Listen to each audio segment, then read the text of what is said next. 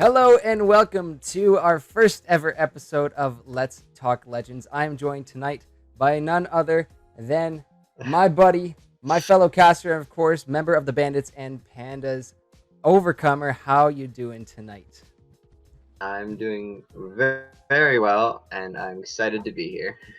Well, we're we're gonna see what this turns out into, but essentially, what we're gonna do is cover each of our streams from the week and call out to a couple of those big players who really made a name for themselves. And of course, show you a couple clips here and there of some of the fancy and funny plays as well, too. So why don't we just get into it and start with the LAS Valorant League, a Premade League, a fourth week for them. And we saw some pretty kick-ass games on stream. It was Papega's taking on Keswick Chaos.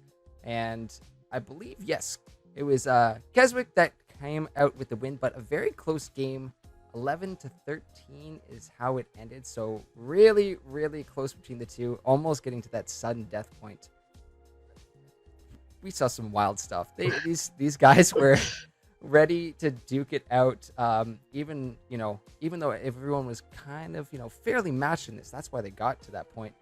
One big name did stand out. The Gaming Fro picked up 34 kills that game. That's actually disgusting. Like insane. Like these players literally pull out all the stops. And it's like, you think this game is just like, oh yeah, this would be a good game to get into, and then you watch these players and it's like, where did they come up with this? Like, a 34 kill game. I'm just gonna kill you that many times. Just why not? I mean, if you're gonna talk about stuff coming up, why don't we watch? Probably the funniest clip that came from this week's streams is the double Sova ult back and forth between Ashrite and my boy Baldo Mode. So why don't we go ahead and check out this clip here? As the Sovas are now shooting their ultimates at each other, Ashrite will get Baldo Mode with his ultimate. That was great. There can only be one. That's you know what? That's true. It's funny seeing the doubles picked up, but the fact I think I was talking to Baldo after those games, and he was like, "Well, I saw the other Sova pop his ult, so like I had to pop mine too," and I think that's a fair response. Yeah, it's like, why try? You just do it for kicks. It's like when you're playing a game like when you're playing a game like that, it's like, oh, you're gonna do it, well, I can do the same thing. I'm just gonna do it better. Well, I mean, the reaction did come back. Unfortunately, Baldo did lose his life in that trade, but it made for a hell of a good clip, and that's what I love to see. But do it for the stream. Yeah, that's what I need. I need that action. Definitely it. In game number 2, though, the day was the Wizards taking on EGM, and really huge shout out to all of EGM. They showed up and just clean swept the Wizards 13-0. Yikes. I don't know. EGM's looking good, but I think it's more just the Wizards are having a bit of a rough go. I was thinking to myself about this too. It's like, they might not be performing well on stage. However, what I'm thinking is like, it's a bunch of guys who came together as buddies and like, screw it, let's play in Valorant League and have some fun. So if they're having fun and they're playing with their buddies, really, that's all that matters, Yeah. I mean, like, at the end of the day, what is a video game if you're not having fun? So, but I mean, whether you're having their rough patch or not, it's also, they can take these games and go, hey, we can still improve. Even if we don't win this league, we're at least improving at the game as a team, talking about like comms and all that. So at the end of the day, I'd still call it a win-win just because you have that more experience within the game. So yeah, as long as you're having fun. I don't know how fun a 13-0 feels, but you know what? That's true. Yep, that is true. Best of luck to all our teams as it is week 5 coming up for our pre-made leagues.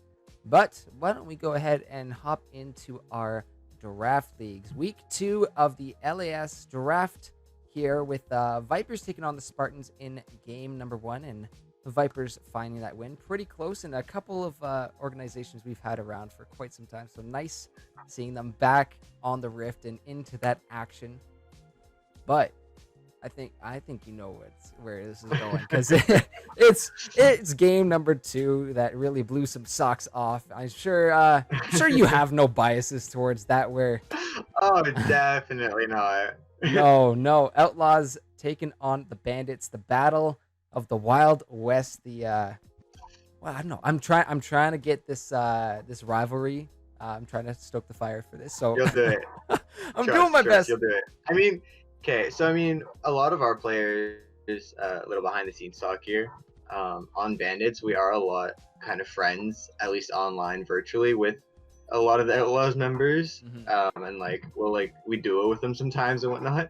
So, it's kind of a fun rivalry, especially when you have the casters, setting in a stage for it, because it's like you kind of know the players in a sense because you've played against a lot of them, and now you're playing in a league against them, and you have casters trying to set something up to say like, hey, like these two teams have to go at it with each other.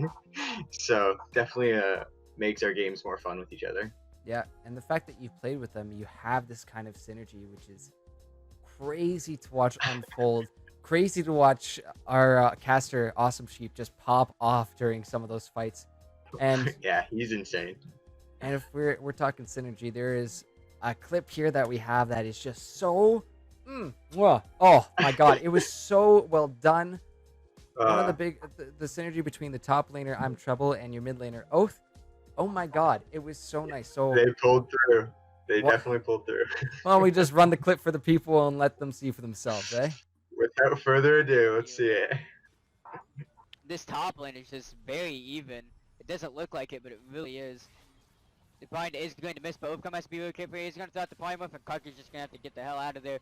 Oath is going to get ulted on by the bind. The Ignite going to come out to tornado, but he's going to go Gordon with the stopwatch. He does have barrier, and the standing that deal with a choice shot be enough. Yes, it will, and a very big upper. Wait, he's not done. Will he be able to get the R? One more shot left. Okay, indeed. Holy crap. He was dead. He was so dead. But a perfectly timed Zanya's, and then I don't know. You gotta tell me what was going on in chat, because I say this so many times. How many times I've wished to be a fly on the wall for some of these games? Yeah. So I mean, me and Defly in the bot lane, we're just like, yeah, doing our thing bot lane. We're like, we look over, his health's getting lower. Like, yep, I think jungle might gank, and then turn around, and we're just like, how are you not dead yet? We look over.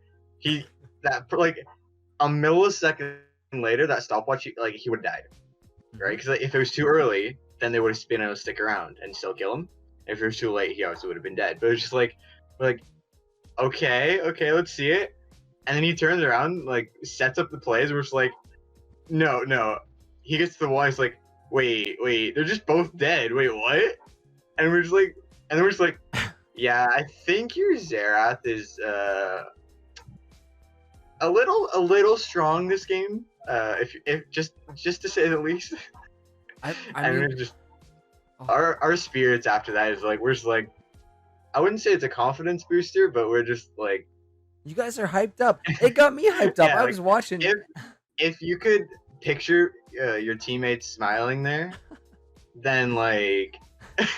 Like you could tell, like we all had a positive vibe that whole game. It was nuts. Yeah, how could you not? But I don't know what it was. Oath in Zanya's and just like, yo, let's go Sheno right now, because that if it wasn't timed up perfectly like that, honestly, I think he kind of thought he was dead. Like, from what I remember, he's like, oh, I think I die here. Let's see what happens. He's like, so like the Zanya comes out and we're like, okay, at least you managed to survive, and then just turns around, he gets the first kill, and we're just like, ah! And it's like, oh, our columns were great that game. It was something that can't be recreated. Let's see what happens, and clearly pulls off one of our best highlights of the week. That was just insane to watch. So great stuff out of the Vipers and the Bandits here on week 2 of the LRS Draft, but let's keep on moving forward. We're going to go into the LRS Draft, also in their second week of games. Really great stuff in game number 1. Falcons taking on the Rattlers. First time we get to see the Rattlers on stage.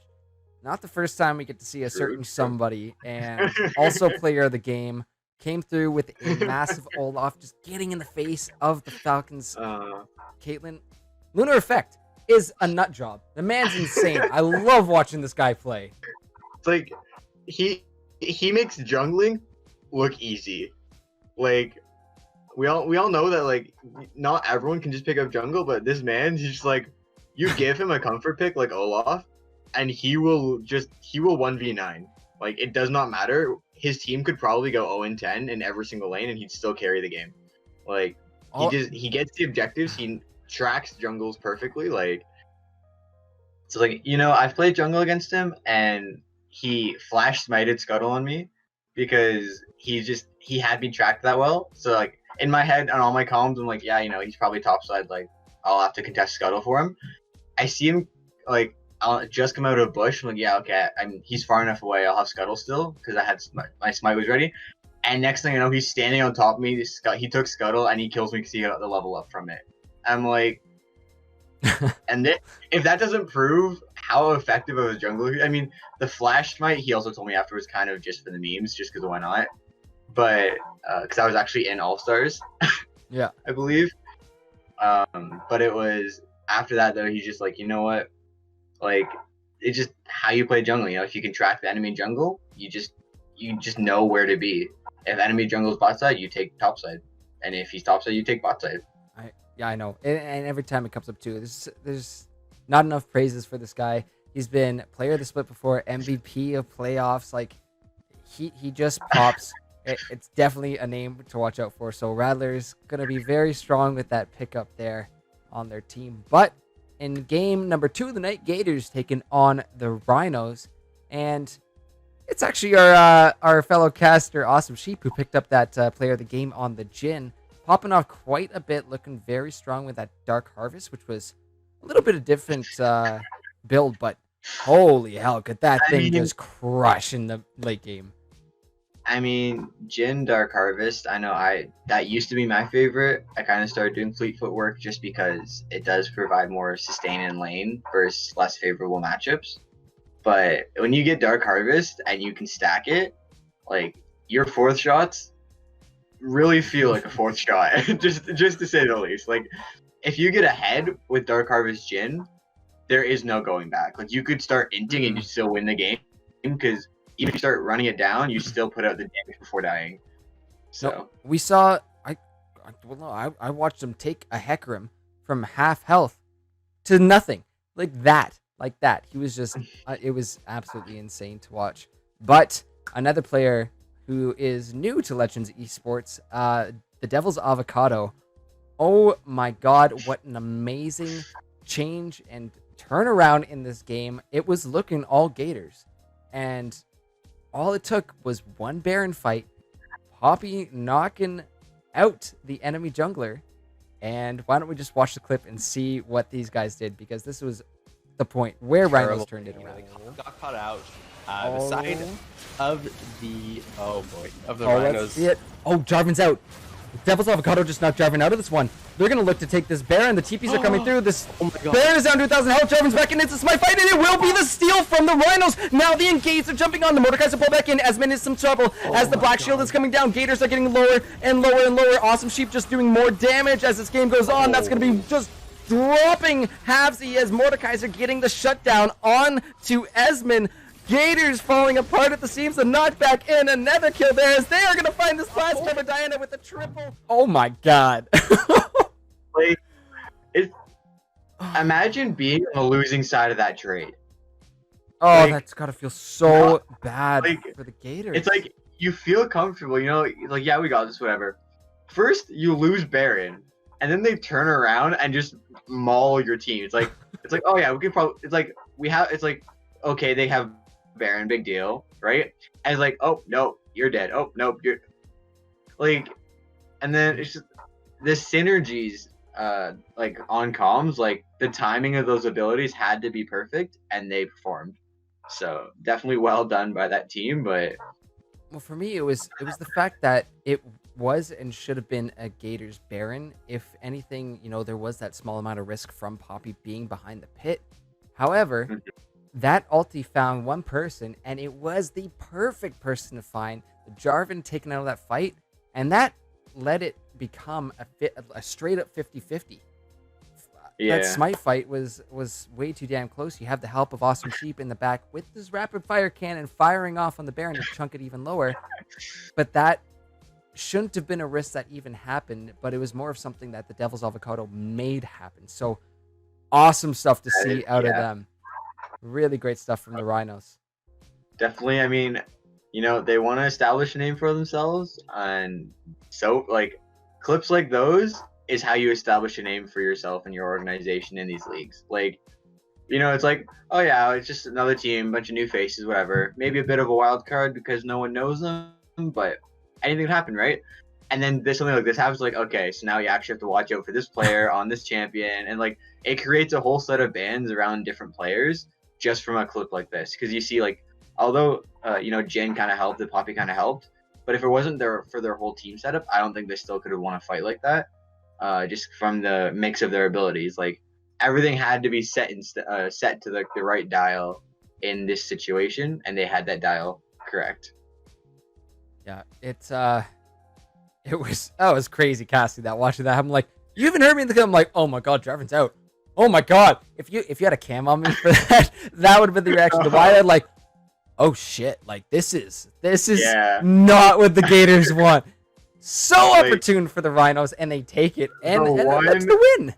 The one person that needed to not be ulted got ulted.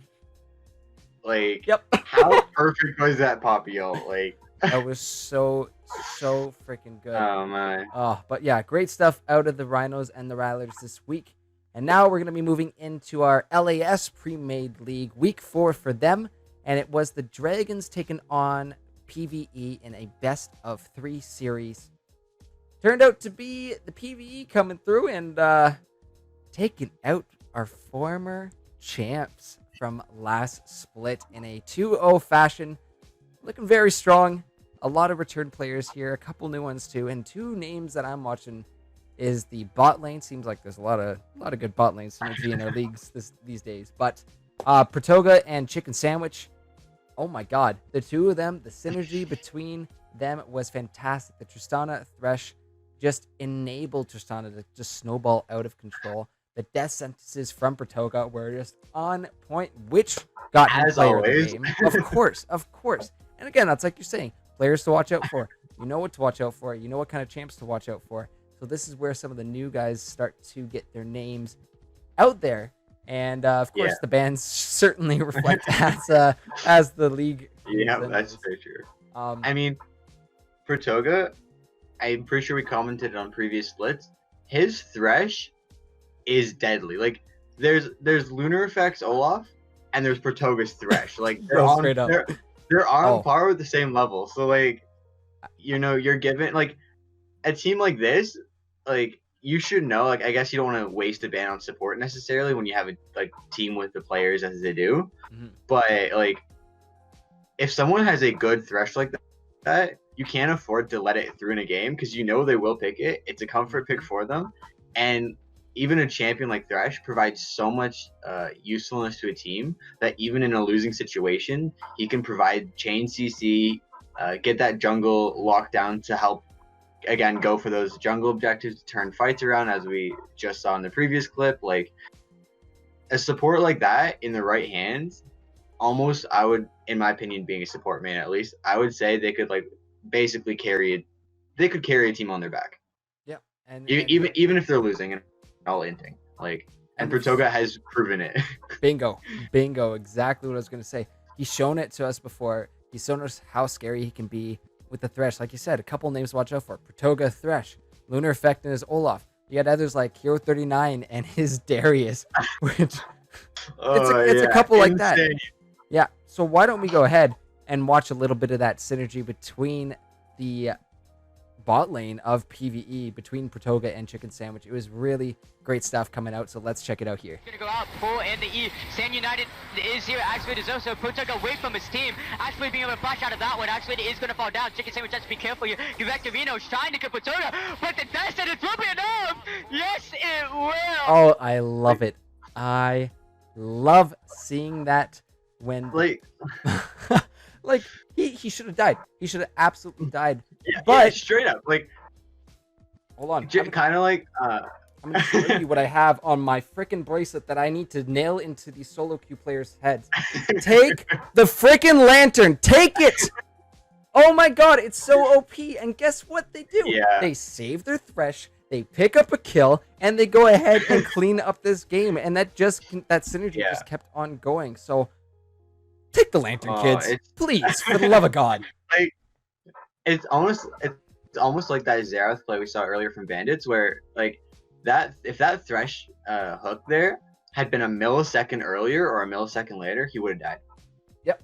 Like, Absolutely. not only was there the lantern there to get the Tristana where she needed to be, the Thresh hook could not have been played in any scenario any more perfectly than needed. Mhm. Like, when a situation calls for it and you perform like that, that's what makes a team finals worthy. And like, if you want a team to go all the way, you need your team to perform like that every single week for every single game. If you can't perform like that, especially in leagues like this, you have very low chance at making even the playoffs, just because the competitive level of these players is that high, and the bar, as we can see, the bar has been set by a lot of these players, Mhm. and that bar is very high. Especially in the pre-made leagues, having that synergy with 5 players that you already know and have played with before, Mhm. that's where it ramps up a lot. So really great stuff to see them staying on top of those comms and staying on top of that communication. And that's just one of the many examples that we're going to be seeing here from those two. So with that, we're going to go ahead and launch into our final segment of our episode, which is the LRS Premade League. Oh my god, what a friggin' series to cast. Darkstar Gaming taking on Enigma Paradox in a best of 3, or EGM as I like to call them, a little bit easier, rolls off the tongue nice. Yeah. Okay, game 1. I don't know if you were watching game 2 Overcomer. Game 1, Darkstar Gaming just obliterated EGM. It wasn't even a contest. They came in, they swept them under the rug, and that was it. However, we were talking. We saw Vi ban in game number 1, and the Vi made it out for game number 2. You just want to see what this Vi can do? What a full lethality Vi can do? Yeah, I don't think we should keep anyone waiting. Yeah, let's go ahead and just roll the clip. Again. Oh no! Just throughout this entire. Oh, Oh my the other god. heat is so. Oh my god. Actually, wait a second. The TP coming through. The Vi Oh my god. It's gonna be low. The Ash Arrow is coming down. Will land, and oh my god, EGM triple kill for Daily P. Like, Hydro Kids. like, if that doesn't show what to expect in a pre-made league, what does? Like, Oh my god. like shot calling, point, like on point, like, you know, you had the TP come out the moment the fight started. The TP was there, no delay from that engage, and it's like just the team follow-ups. Like, you could clearly almost tell. It's like, okay, kill this person. Okay, this person's next. You know, this person's caught out. Like, you could not being on the comms, you could almost read it. Like, this is what they focused. This is the path they chose, and they just insta want to fight before it would even begin. At that point, like, It was bloody disgusting. So, even though Darkstar Gaming looked hella strong in game number 1, EGM ends up turning things around. Even though DSG had that gold lead in the early game of number 2, EGM turns around. They win game 2. They pull it to a game 3, and then we see Daily Peach lock in the Kha'Zix. We then, in the loading screen, find out, oh, it's a 500k mastery Kha'Zix. oh, just casually 500k. It gets Yeah, better like- though, Overcomer. It gets even better because our caster Bartowski, you know, being the brainchild that he is, went and looked up some stats while we were waiting to get in. 500k on Right. Kha'Zix, 500k on some other jungler. I can't quite remember it off the top of my head. 600k on the Vi. Like, the man's nuts. There's a reason it's banned from it, and I think this might be one of those names that pop up with, it's like, this is a big champion, big player Like- that we're facing off of. These champions gotta go. Like, we're playing this this champion cannot exist. Even if we have first pick, that much mastery on champion in a competitive level this high, that's like saying, here's your comfort pick. Like, or I'll pick your comfort pick and play your comfort against you. Like, you still lose that because when you have that much mastery, they know how to play against the champion. You pick it, they'll just pick the counter. Like an insta lock counter based on who they know always beats them when they play that champion, and you're just gonna get screwed from before the game even starts. Yeah, but here's the thing: as a team playing against EGM, you can't afford 2 or 3 jungle bans. You need to be, mixing a few other things in there too, or else you're gonna get hit by somebody else's one trick, and it's not gonna be nice. So while Daily Peach was the big one to watch out for in EGM this week, I'm sure there's a couple other pocket picks that they have hiding, and definitely in a pre-made league like this, like if you only have 1 or 2 pocket picks, then you're not gonna make it to finals because you're gonna be your hand will get forced because of the number of teams you play against. But also the other side of that benefit is when you have those pre-made synergies, like your team can also know it's like you've played together. You're like, okay, this game we can show this game. It's gonna get banned probably for the next 2-3 weeks. But because that's being banned, this other champion won't be. So now we play this one, and you basically just rotate what the teams have to focus. But if you do it strategically, you can always have that carry for who you want to be on that carry. Exactly. I'm just waiting for the day when we get to see Daily Peach face off against Lunar Effect. 2 big junglers, clearly. That will be the biggest game of the split. And I tell you now, if you miss that game, you will regret it. Like, even going back to watch the game after the fact that happens will not be the same as watching it live. I believe Lunar is in the LRS Premades too somewhere, isn't he? If not, that'd be unfortunate. But I want to say he is. Maybe. I believe so. I'm not too sure. Sure, yes, because we are informed and stay updated with all the facts here at Legends Esports. But I think that's gonna do it for our podcast here today. So thank you to you, Overcomer, joining me and helping me out with this one. Always nice to have you on the bench in any sort of way, whether it be casting or helping out here. I love being here, all these back and forths we get and anything else we get to see these players do in game, or in this case talking about the games outside the Rift. It's fun, just sitting here, like, there's something about watching a game and then having someone help describe the game for you and help hype up the game as well for a spectator's point of view. But also I feel like games like this or things like these that we're doing right now is also helpful because it kind of breaks down things as well. So if you're not as much of a player in these games, you can still kind of know, like, okay, so these are what the teams are kind of thinking of. Like, this is kind of what's happening. You don't have to watch the game because it might not be interesting, but you hear something like this that kind of breaks it all down and tells you what's coming up as well, and you can kind of get the whole feel for the excitement behind it.